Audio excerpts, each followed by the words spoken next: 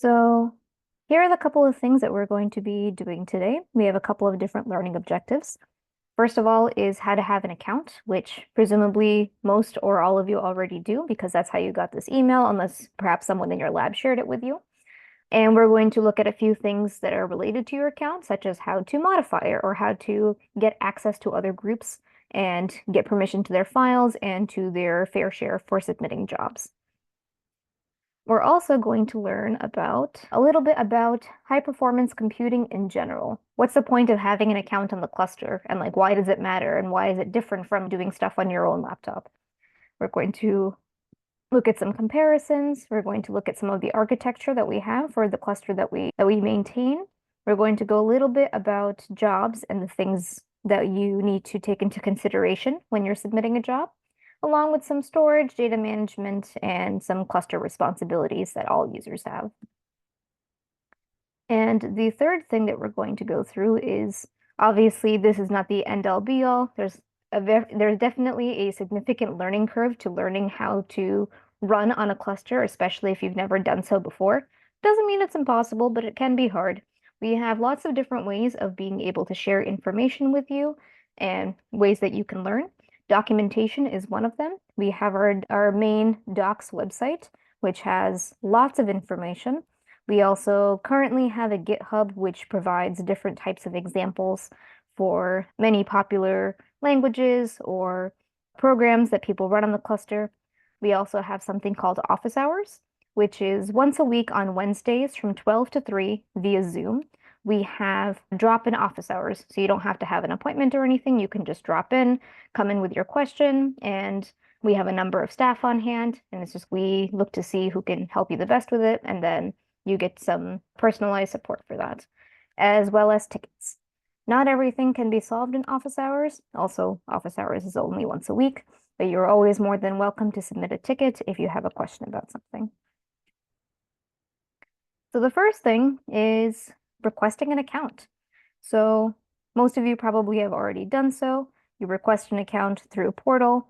You might not have actually activated your account, though. You might have just submitted an account to your PI, and then your PI or like perhaps their lab manager or faculty assistant approved it, and you got that confirmation. Maybe you haven't done anything with it yet.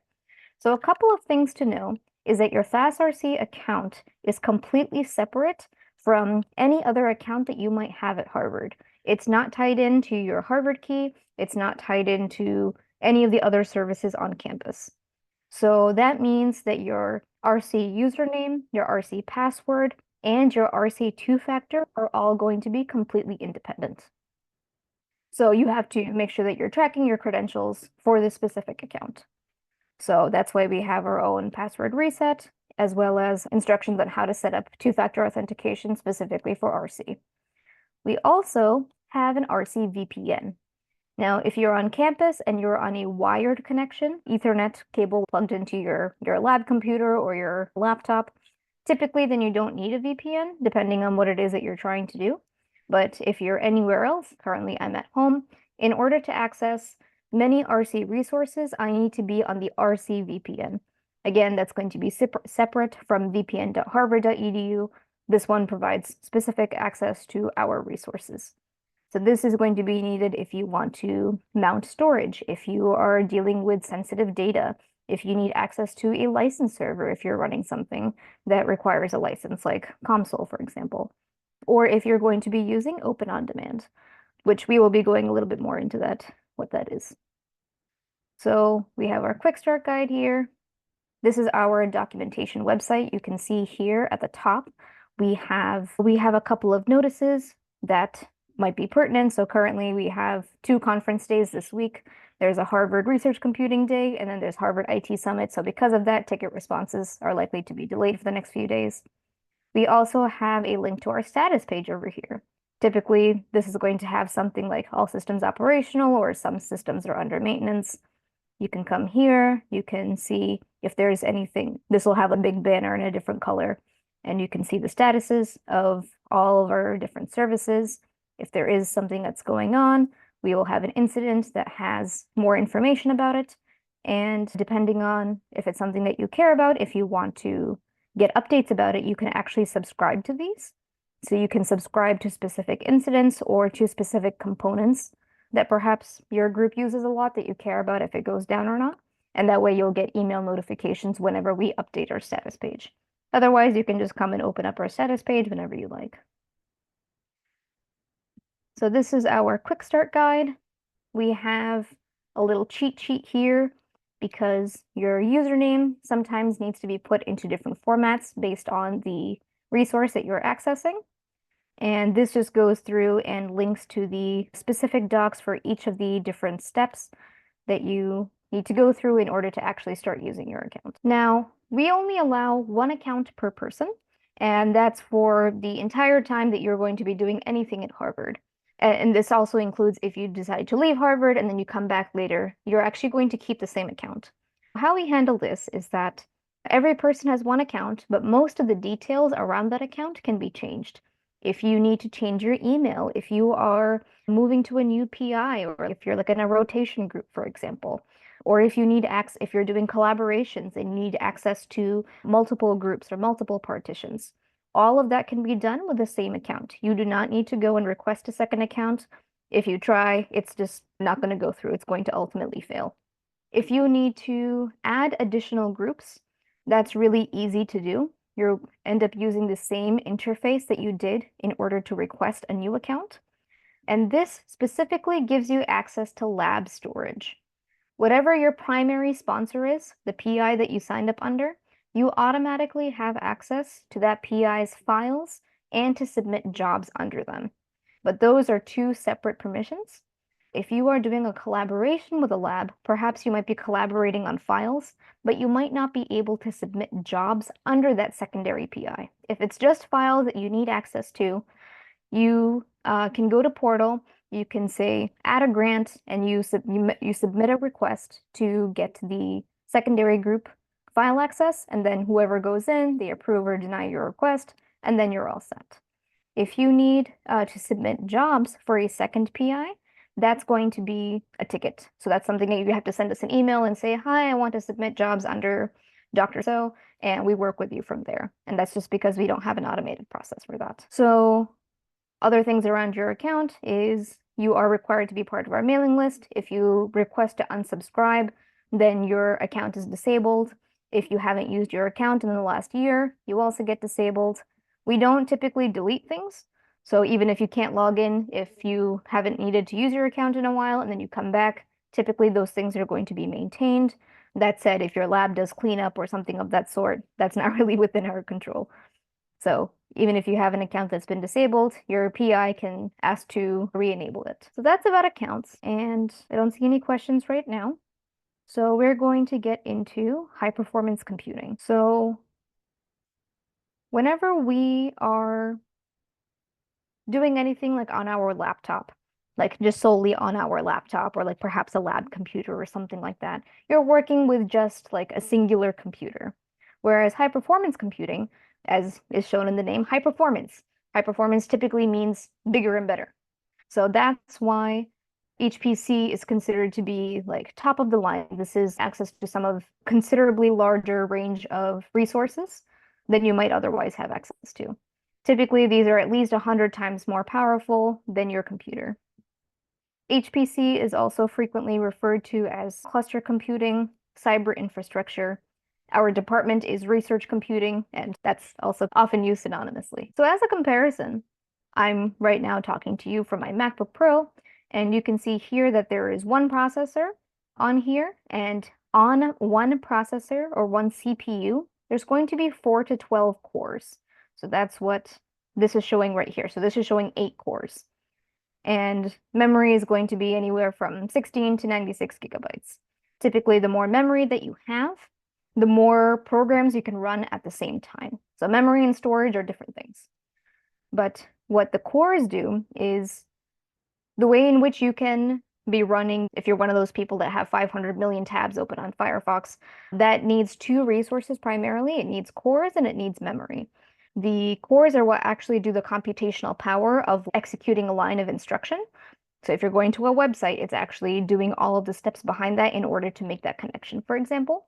And memory is what is needed for the computer to immediately have access to in order to know what to give you, like display, for example. So that's just on a singular laptop. On Canon, however, a single node, and a node here is basically the equivalent of one computer, you can think of it that way, is it's going to have two CPUs rather than just one. And each CPU is going to have 24 to 56 cores. So already you can see it's orders of magnitude more powerful in how much computation it can do. And the memory can be anywhere from 100, I think some of our smaller nodes now are 184 gig, and the bigger ones are 2000 gig, which is also 2 terabytes. And for each of these nodes, we have more than 1,400 of them. So just to give you an idea of scale. So whatever you're fitting into here, for example, you can see how many of these types of jobs could fit onto just one singular node in our cluster. So the name of our cluster is called Canon, by the way. So this is our level 2 cluster. This is what everyone gets access to by default. We have a secure cluster that we'll get into later, but the majority of this is going to be applicable for both clusters, but we're specifically talking about Canon for most of these. Why do we care about HPC? The reason why we want to work on these types of resources is because of size, speed, and amount. For size, you might be working with data sets, or you might be trying to do large amounts of manipulation on your data sets that just can't run on your laptop. For example, if you're working on census data, for example, you might be working with files that are hundreds of millions of lines long, and that's not really something that you can open up in Excel, for example. And when you're going to be doing a lot of manipulation, you're doing a lot of cleanup, for example, and you're trying to change and you're trying to find correlations and you're writing your code and stuff like that. It's any action that you take on really large files or data sets or databases is going to take a while. But when you have access to more resources, it's going to considerably speed up how long that takes, which saves you a lot of time. So something that might take months on your laptop might only take a few hours on Canon. And the amount for many fields, whenever you're doing research, you either need to do multiple runs, either by changing a variable or to do the exact same experiment many times in order to see what the variance is for your results. And so this way, you're not doing thousands of runs, waiting like days at a time for each one on your computer, when you can actually run those either in parallel on the cluster or sequential. So this is just like a comparison of if you're driving versus flying, of how you can cover that same kind of distance in a much shorter period of time. So these are physical pictures of where our data center is. So we actually have two data centers. We have one in Boston, downtown, and we have one which is out in Holyoke, Massachusetts. It's about 100 miles west of here. And the Holyoke data center is what actually hosts, or that's what actually all of our compute nodes and the majority of our storage live. So this is the data center itself. And what you can see here with the fancy Canon graphics, this is like literally the supercomputer. It's all just a bunch of wires and computers sitting in these racks that also have a bunch of liquid cooling in order to improve their efficiency. So here, as I mentioned, we have two different clusters that we maintain. Canon is the level 2 cluster. And so when I say level 2, this is based on Hewitt or HUIT. They have a specific security rating for different types of data. Public information is level 1, low risk is level 2, medium risk is level 3, level 4, level 5. So Canon is like general purpose. It's only acceptable for level 1 and level 2 data. So that's also the majority of what our users have. So we have over, I think, somewhere in the ballpark range of 700, 800 lab groups and about 8,000 users. So we have a lot of people that are using these resources, and most of those are going to be using solely Canon. Now, if you are working on anything that requires a DUA, that requires an IRB, if you're getting data from an external company that perhaps that data isn't necessarily sensitive and that it doesn't contain credit card numbers or people's medical information, but it's important information for the company itself, and therefore they want higher security, they might give you a data use agreement that requires higher security environment in order for you to actually use their data. So things like that, none of those things can be hosted on Canon. all of those have to go to FASSE. So FASSE is what we call our FAS secure environment. So that's just the acronym. And this is where folks can do analysis for sensitive data sets. This is only applicable for level 3 data. We do not host level 4 and we do not host level 5. If you are working on data sets that require those kinds of resources, then we can point you in the right direction, but that's not something that we'll be able to do ourselves.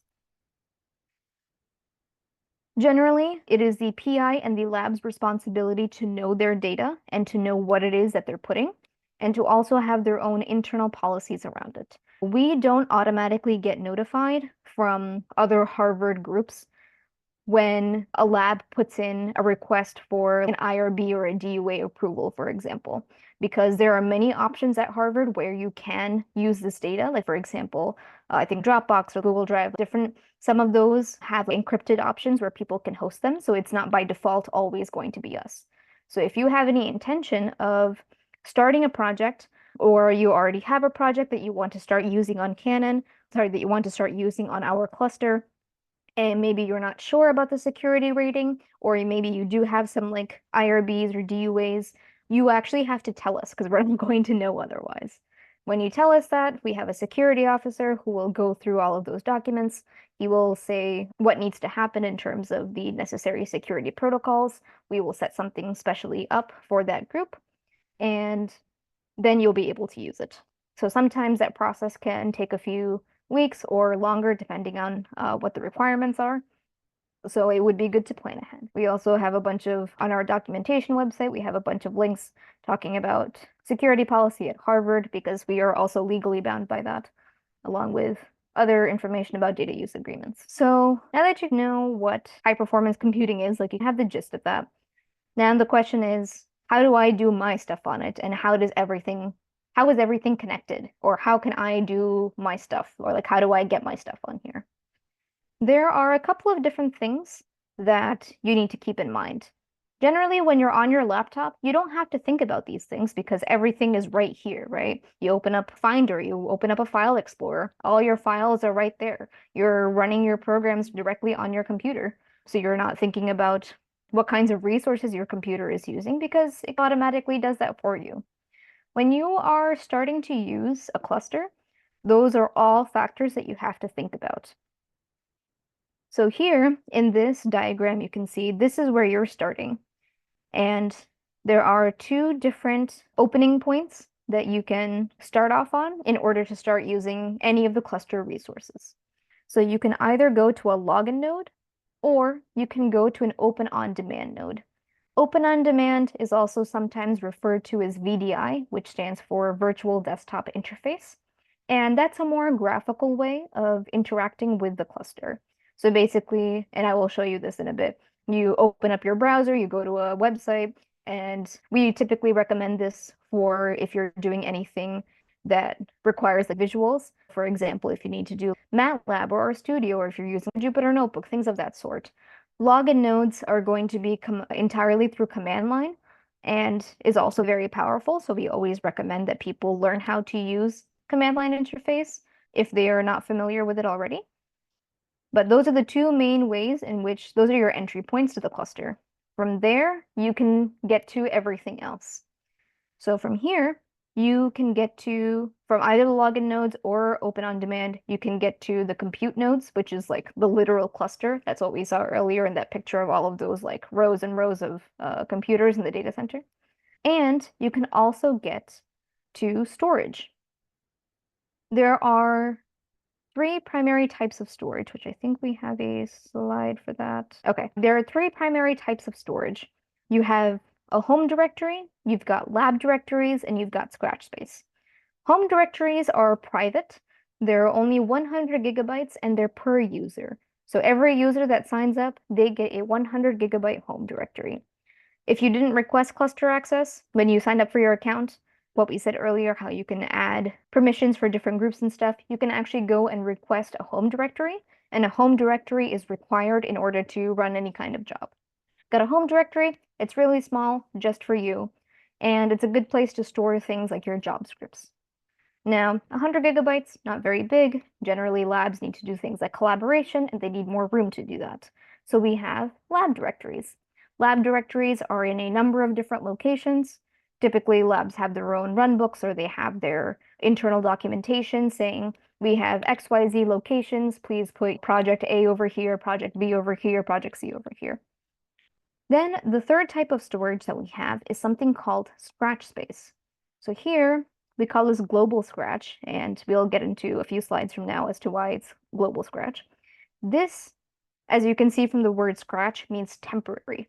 So whenever you're doing computation, typically you start a job, you've got a lot of intermediate, you have your original data set, you do something to it, so you have a bunch of intermediate files, and then you perhaps run some more jobs on there, and now you have your final data set. So you don't actually need to save all of those intermediate files. What you probably care about are just the results, but generally this process can take up a lot of room.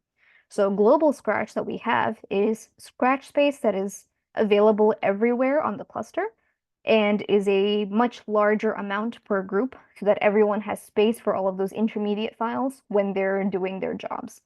These files get automatically deleted after 90 days. So that's why it's called scratch space, because it's very temporary. So it's your job to, once you run all your jobs and you know about it, to copy your files back to your lab directory or wherever it is that you're saving your results.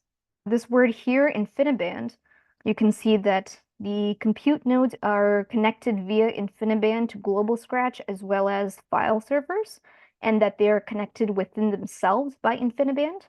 InfiniBand is a specific type of networking fabric, which means that they have a very low latency connection, which means they can all communicate with each other really fast with very little lag. And that's really important when you're running really big jobs, because the more latency that you have for really big jobs, that kind of multiplies and gets exponentially bigger. So InfiniBand makes that as small as possible. So this is the InfiniBand switch, and you can see all these like blue cables and stuff like that. So this is literally what's connecting all of those things. You can see that there's 1, 2, 3, 4, 5, 6, 7, 8, I think, 8 nodes in this one rack. So one of these blocks is a compute node, and that's the makeup of one of these racks. We've got a bunch of nodes that are all connected to each other with InfiniBand. And they're not just connected to each other in this one rack, they're also connected to all of the other nodes in the data center. So this is, if you were to like take it apart, this is what a node looks like. You have a bunch of different components. So here we're going to look at just one half of this. You can see here that there's a bunch of green chips. The green chips are all RAM, which is random access memory. And this is, if you think about a car, you've got a glove box and you've got a trunk. The trunk is where you hold a bunch of big stuff, but whenever you need something really quick, you store it inside your glove box. RAM is the equivalent of your glove box. Your like lab directories, for example, would be the equivalent of your trunk. So RAM is where you can store a small amount of data just so that it's really quickly accessible. So that's what all of those green chips are. You can see the CPUs that are over here, and that's what actually does the stuff. So whenever you're executing a line of code, for example, your computer, your compiler, all of those things go through, turns it into ones and zeros. The CPU actually does all of that and then spits out an answer. So we actually have water-cooled nodes, and generally water and computers don't mix. So this is really cool because this allows for significantly higher efficiency of all of our compute nodes, which means that they can do a lot more work than nodes previously could. If you remember older style computers, they tended to have big fans, were really noisy, they also got really hot. Whenever a CPU is doing lots of work, it tends to heat up. Water-cooled nodes help keep that temperature at an acceptable level so that it can continue doing lots more work, it can continue accepting more jobs without overheating or any of the components going bad, and that means that we're able to get a lot more research done on the same amount of hardware. Now here, this is basically the same thing that we saw in this slide, just abstract instead. Is that each node is like the equivalent of one computer in the cluster, if you think of it that way. So a CPU is the processor, that's what actually does the work. and that CPU has many cores. So if this is a CPU, this one has 4 cores. Each core in the CPU is like a basic unit. So that's what runs a single instruction of code. So generally, computers have to do many things. They do some things sequentially, like A, then B, then C, and they do some things in parallel, like they do A, B, C all at the same time. So these 4 cores means that you're able to do 4 things at the same time. So 4 lines of instruction. The CPU figures out what instructions go where. If you are planning on running really large jobs, then you might be looking into doing MPI, or you might be looking into doing parallel computing so that you can also take advantage of this for your own code. So here, this is just the progression. So you've got 1 core or 1 CPU that does like the smallest amount of thing. You've got a node which combines the CPU with some memory and some other things in order to give you a full unit. And the cluster is like all of that together exponentially bigger. So the reason why we're going through these things is because, like I mentioned earlier, when you're working just on your own laptop, you don't typically have to think about how many cores am I using, how much memory am I using, because your computer generally does all of that stuff for you. When you're working on a cluster, you're working on a shared resource, and that shared resource means everyone has to A, play fair, but they also need to know what they need. And that's where jobs come into play. A job is essentially your request to use a certain amount of resources for a specific amount of time. So you have to know what exactly a CPU or a node is in order to know what to request for your jobs. We also have a glossary on our docs page that goes through all of this. We also have these slides and stuff available on our website. We have as I mentioned before, we have some 800 groups. How do 800 groups all use the cluster at the same time? Because that's a lot of people. We have something called a job scheduler, and the name of our job scheduler is Slurm, and Slurm is an acronym which stands for Simple Linux Utility for Resource Management. What it does is that it manages a job queue for a cluster of resources. It handles job priorities, it provides the status of your jobs, if they're running, if they're queued, and waiting for a space to open up, if they completed or failed. It determines the order in which jobs are run, and it also determines where your jobs run, on which node specifically out of our 1,500 nodes that we have. How this works is that we want to ensure that as many people get to run their stuff in order to make maximum use of the cluster. We don't really like it when the cluster just sits idle and no one's really doing anything on it. We want to make sure that everyone gets to do as much research or as much testing as they possibly can.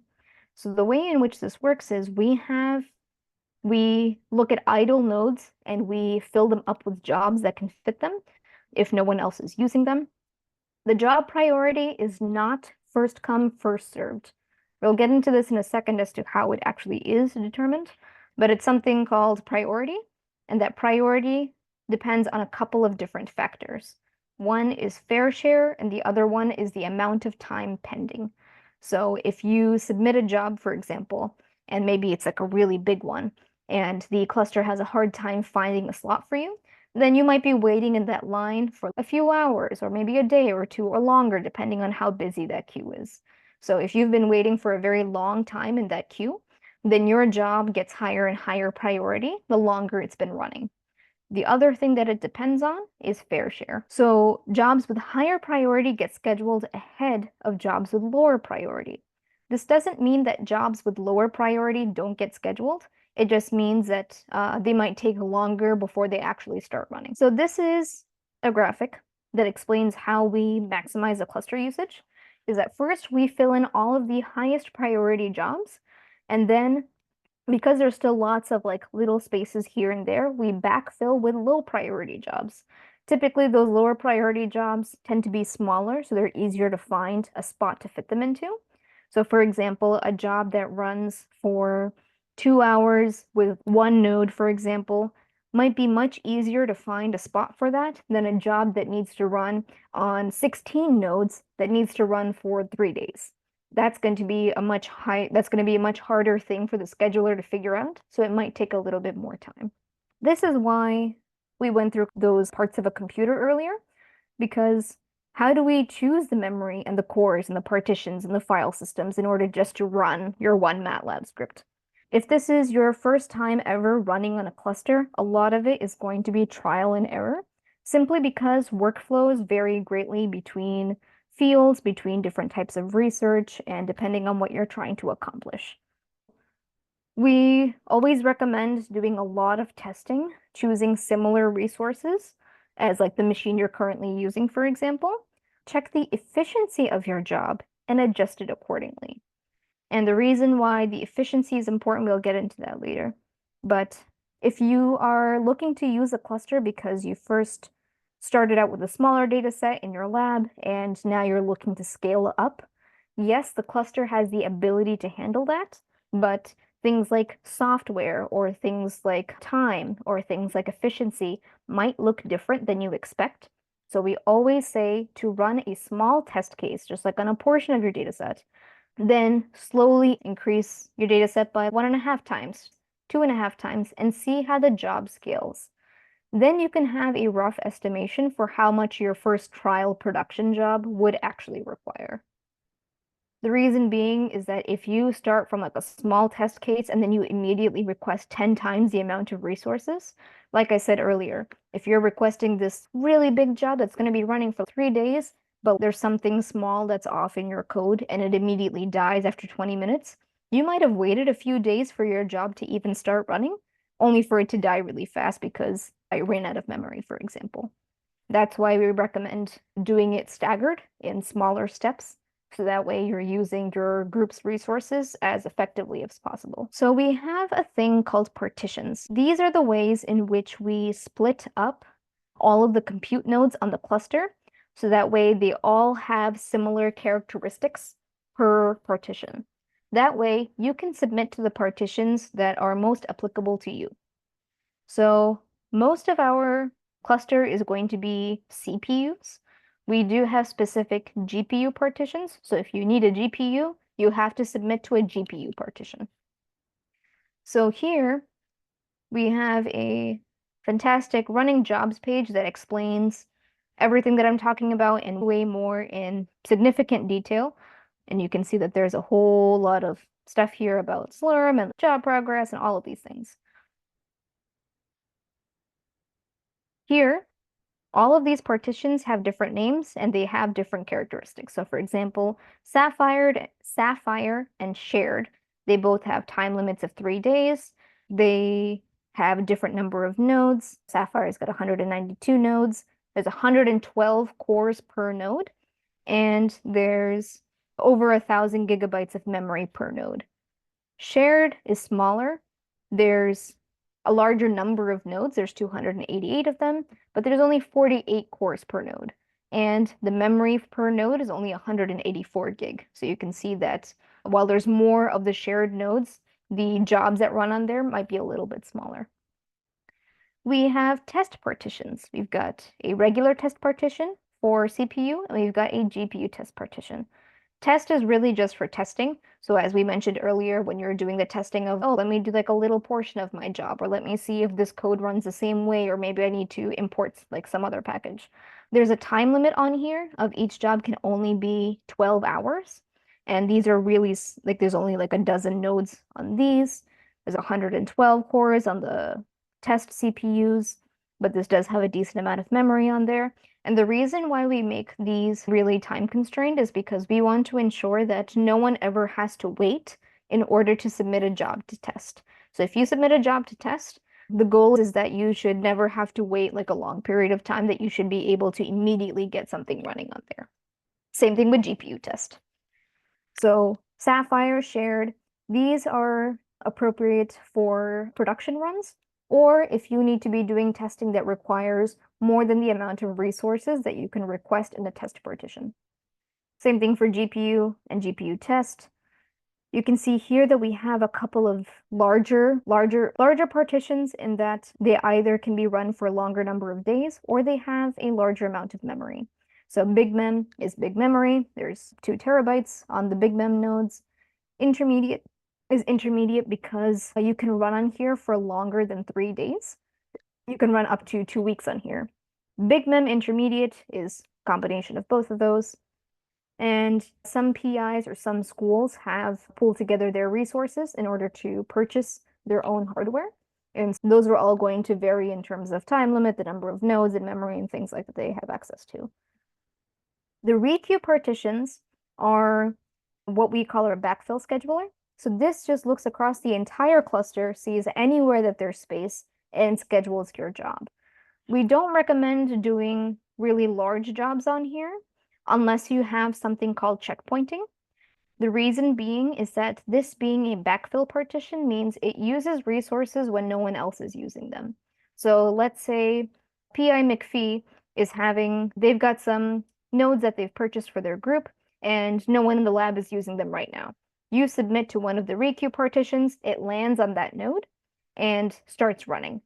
Because the PI purchased that partition, or they lease it technically, if someone from that group gets on the cluster and starts running things on there, they get priority because it's their hardware. So what happens is that your job gets kicked off and starts running somewhere else.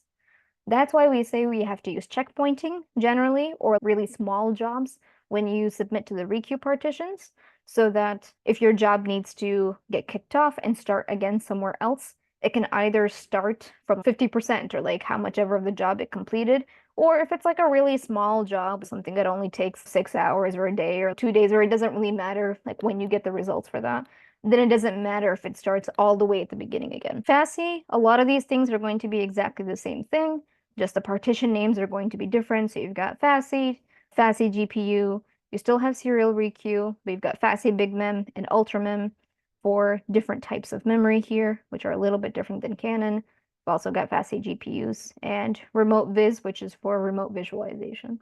There's a whole lot of partitions in there, and like I mentioned, maybe if you are part of a school like C's, for example, you might have access to additional partitions. Everything that is listed here is public access, as in public to everyone on the cluster. So this is public to everyone on Canon, this is public to everyone on FASSE. So if you're trying to figure out, does my PI have something or do I have access to additional stuff? There are commands for that. So this is specifically from a command line. So this command, spart, stands for slurm partition, and it gives you a list of all of the partitions that you have access to. So it gives you a little bit of information about these and tells you the time limit. Big Mem, the time limit is 3 days. Big Mem Intermediate, 14 days. And same with the rest of these as well. This is the storage that I was talking about earlier when we were going through that diagram of how things are connected. So you can see here home directories, lab directories, 2 different types of scratch space and tier storage.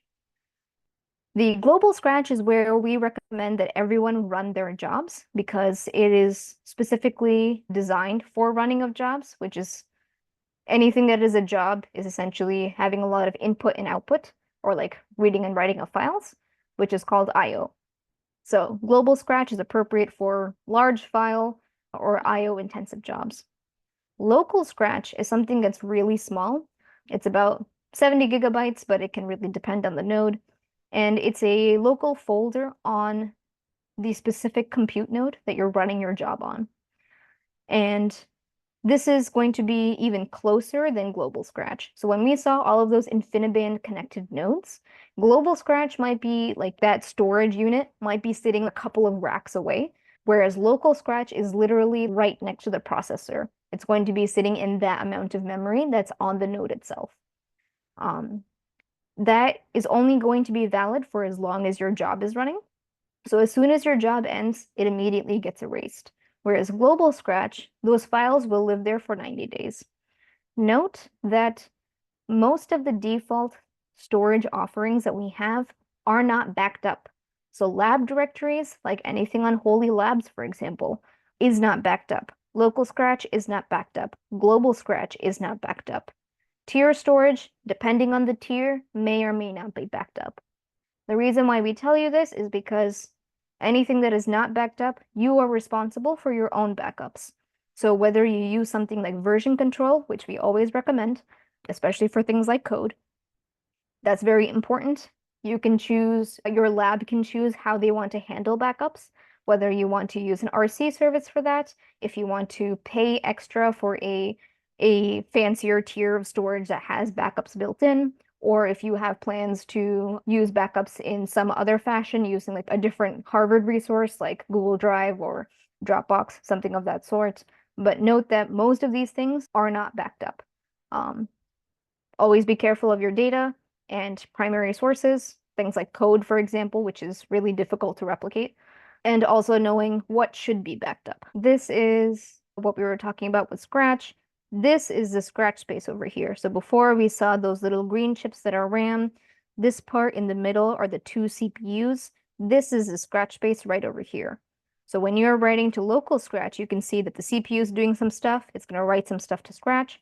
Whereas this node might be in rack number 4, for example, and it's going to write stuff to global Scratch and back, which is also perfectly fine too. But depending on how much optimization you're going for in your jobs, it might be something that you need to take into consideration. You also definitely need to run out of either ideally global Scratch. You cannot run jobs out of your home directory. Your home directory is 100 gigabytes. This is stored in Boston. So we have the two data centers, the one that we saw the picture of, which is out in Holyoke.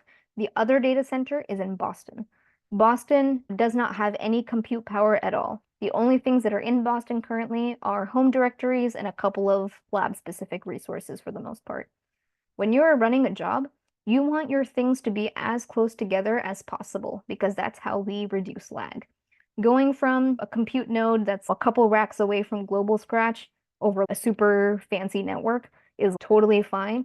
Going from Holyoke to Boston, bits of data traveling 100 miles per line, you're going to notice the lag, and it's probably going to be annoying. So that's why we recommend you keep copies of things that are important in your home directory, and then you copy them to a location in Holyoke that is closer to the compute nodes that are all connected together. Data management. This is our recommended workflow. We're also coming up on time. This is our recommended workflow for the different types of storage that we currently offer. Your home directory, that's that small 100 gigabytes in Boston. We recommend your scripts live here. And the reason why we recommend your scripts live here is because this is one of the few places that are actually backed up regularly. So that's something called snapshots, which mean if you accidentally delete a file or you accidentally overwrite or make a change or something, you can actually go into your home directory and pull a copy of that file from a few hours ago, or like yesterday or last week. It's one of the only places on the cluster where you can do that. You can't do that almost anywhere else. So that's why we recommend the most valuable stuff, like code, be stored in your home directory. Then when you have finished working on your code and you're starting to do your jobs and stuff like that, you don't want to be doing this whole thing going between Boston and Holyoke. You make a copy of your job script and your executables, and you make a copy of that in global Scratch. Then perhaps your lab has specific software or larger shared data sets that they're using. All of those things should be stored in the lab storage. So you've got that in your lab space. Depending on where your lab space is, it might be a good idea to make a copy of those data sets also into global Scratch space. You do all your jobs, that goes back and forth over here. Then you get your results. Your results, depending on what is the most appropriate location for them, might go back to your lab space, might go back to your home directory, might go somewhere off the cluster, for example. And that is the recommended workflow that we have. If your lab has a bunch of inactive data, like projects that no one is working on any longer, projects that are completed, but the data needs to remain for reproducibility or for publishers, things of that sort, we offer some really cheap and slow storage called Tier 3. It's not something that you can run jobs on or anything like that. It's just meant to be like an attic space where you get to store some data that's like a little bit further away. You can pull it down if you need to, but you're not really expecting to do that anytime soon. A couple notes on Scratch. Again, you can only have files live here for 90 days. Don't have multiple jobs hitting the same file because things will get locked up and your jobs will not be happy about that, and likely other people too. A note that most of these things are all going to be shared resources. So if you have badly architected jobs, particularly if they're large, you can impact people that are using the cluster.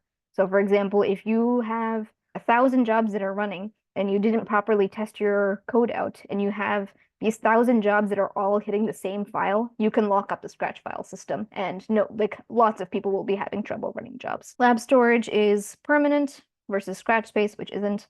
But again, you are responsible for your own backups for the most part. If you have code here, definitely use version control like Git or other resources. For cluster responsibilities, don't run anything on the login nodes. They'll kick you off if you try to do anything too intensive on them. Login nodes, they're really small shared resources. They're really just meant to be a jump point in order to request a job onto a compute node in order to do any of this type of work.